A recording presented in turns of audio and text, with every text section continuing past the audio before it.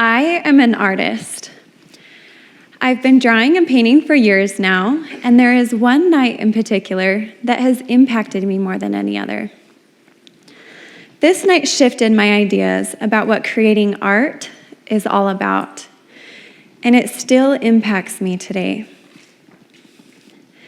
To take you back to this night, I was a young, worn-out mother. I had just tucked my toddler and newborn baby into bed, and as I walked downstairs into my empty kitchen, I couldn't shake the feeling that something was wrong this night. I felt sad, and I couldn't explain it. I didn't know why. It was slow, and it was subtly creeping its way into my life. And I knew it was time to figure it out. So for the first time ever, I decided that I was going to sit down at my kitchen table and I was going to try to paint my feelings. You see, up until this point, I had always had an image in mind of what I was going to paint or draw, and I would work and work and work at it with the rules in mind of proportion and value and color. And I would work until I felt like it was something that would be admirable in the eyes of others. This time was very different.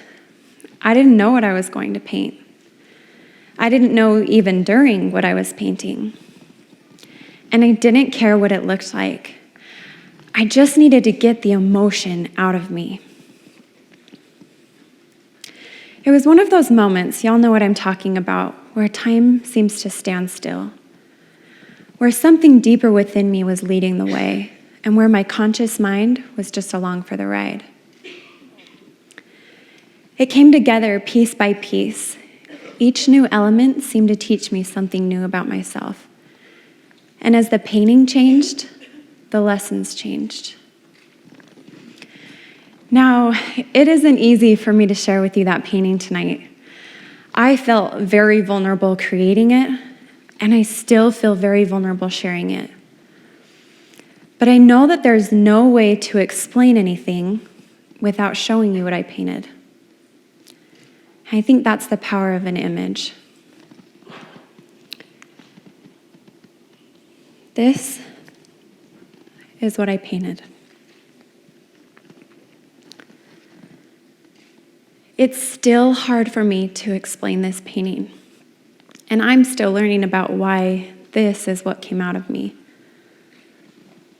Here's what I do know. I felt broken. And the only way I know how to explain it is this. I am a city girl at heart. I left my parents' home at a young age, and I got myself into the biggest city I could as soon as I possibly could. I think it was one day after graduating massage school that I drove down to Las Vegas, and I wanted to work in the biggest hotel that I could, and I did, and it was a gorgeous spa, and I loved working there. I wanted to own my own company one day and to have a spa just as big and beautiful as that one.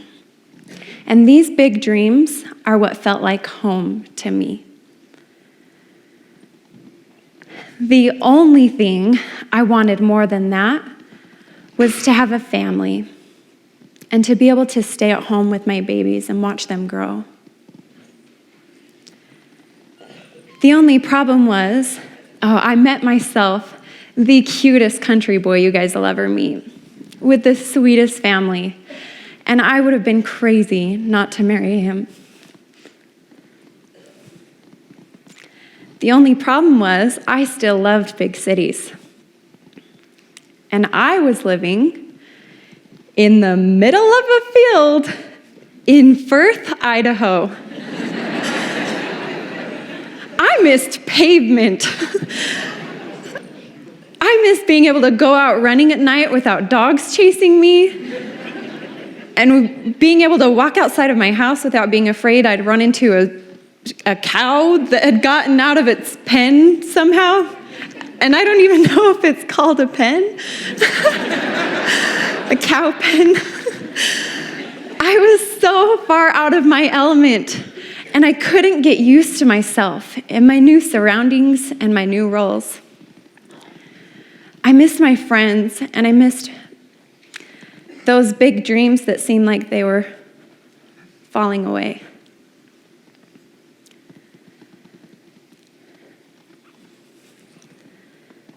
In finally recognizing it and admitting it, I felt stronger. As I worked on the left side of this painting, I knew exactly what I needed to do. I needed to pick back up those unique parts about me.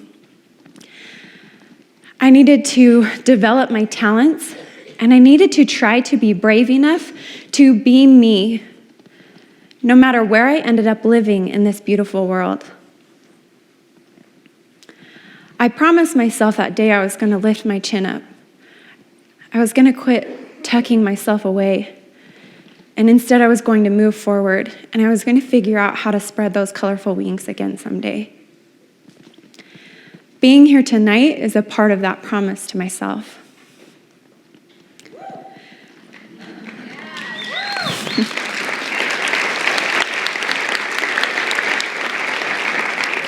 On top of what I learned about myself, I learned incredibly valuable information about creating art. I learned that I could say things with a picture that I couldn't always find the words to say. And I learned that I could work through emotion, even sometimes very difficult emotion, and still find beauty and healing there. I became obsessed with this idea of trying to capture my emotions and work through them with a picture. And sometimes I created something that someone might consider pretty art, and sometimes it really wasn't. Honestly, I didn't care either way. I needed it. It was healing parts of me that I didn't know needed healing. Sometimes I felt like I had cried 1,000 tears without actually having cried them. And I know what some of you might be thinking. Well, this works for her because she considers herself an artist. But I want to tell you that you don't have to. I want to show you how easy this is. So my daughter's in preschool now, and she's learning her basic shapes. This is an oval, and we call it an almost square. And as I've prepared for this talk, I've tried to capture emotions as I feel them and scribble them out. This is what worry feels like to me. This is that all-consuming anger where you lose sight of reality. This is what falling in love feels like to me. Notice for most of us, there's no head up there. This is what it feels like to try and be a mom and an entrepreneur at the same time and try and keep my floors clean and my dishes done. And this is all of the stuff that I know I need to do, but I'm not doing it, and I'm pretending I can't see it, even though it's all still on my mind. And this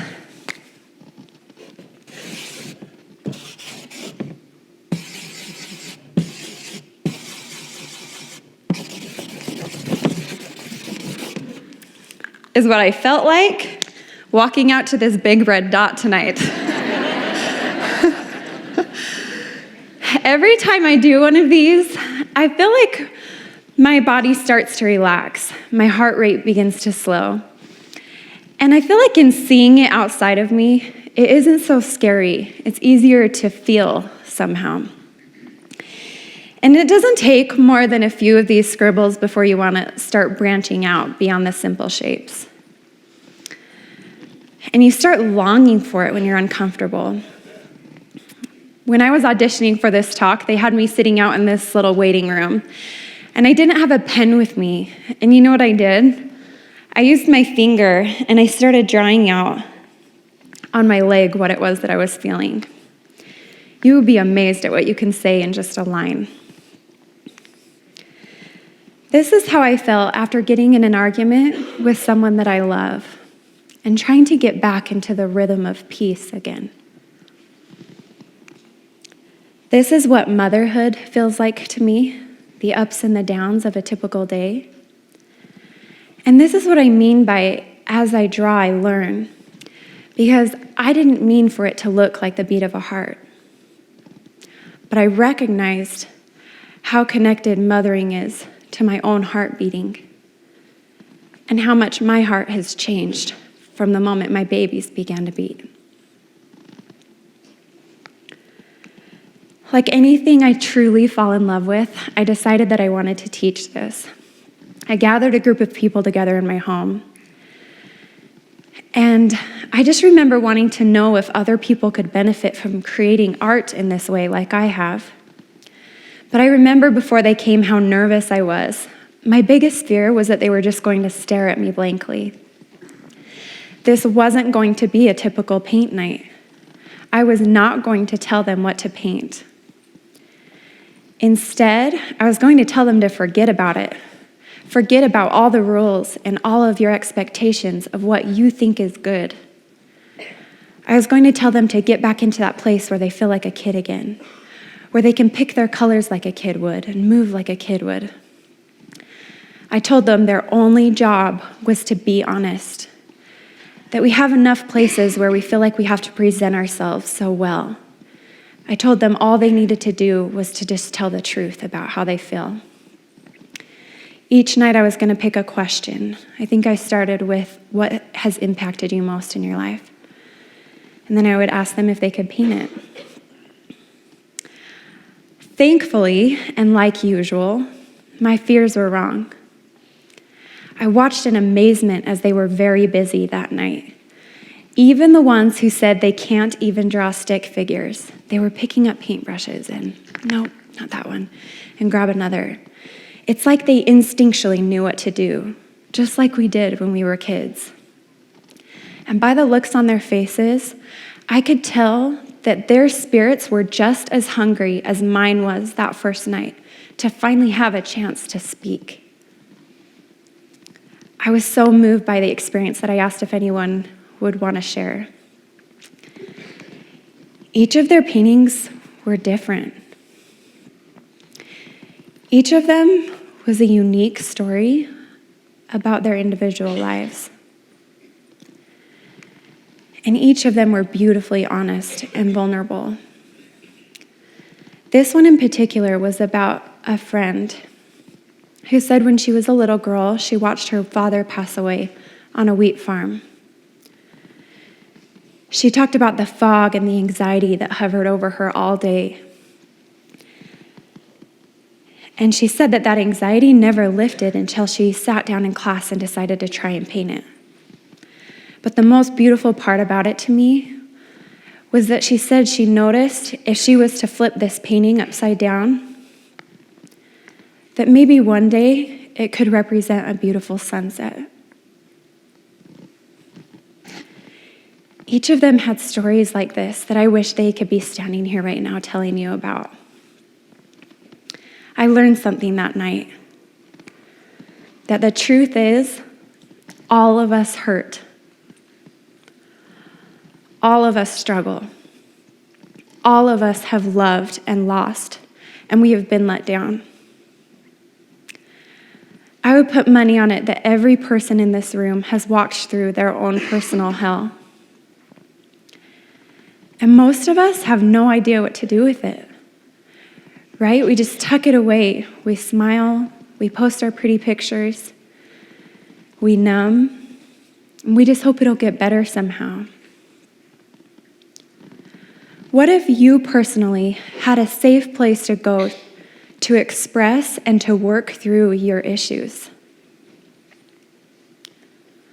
What would our world look like if we all did?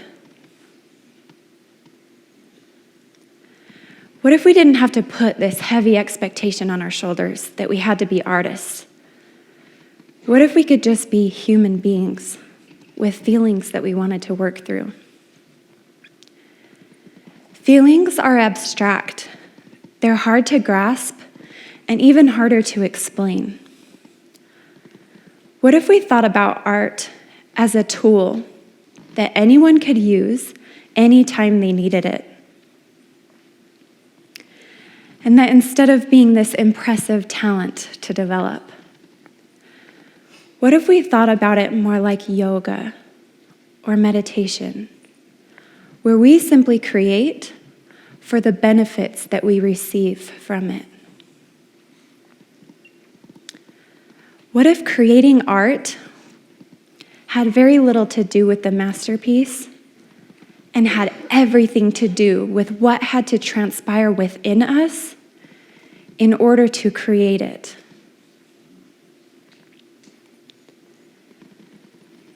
And if I were to ask you what emotion you're feeling right now, could you draw it?